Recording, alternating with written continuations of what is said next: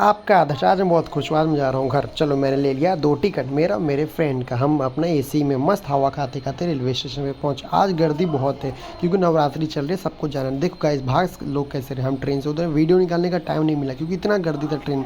आप गाइस हमारा देखो लोकल ट्रेन में तो इतना क्राउड रहता है तो क्या बोलूँ। गाइस फॉलो करो यार, फॉलोवर नहीं बढ़ रहे मेरे, कर दो यार फ्रेंड समझ के।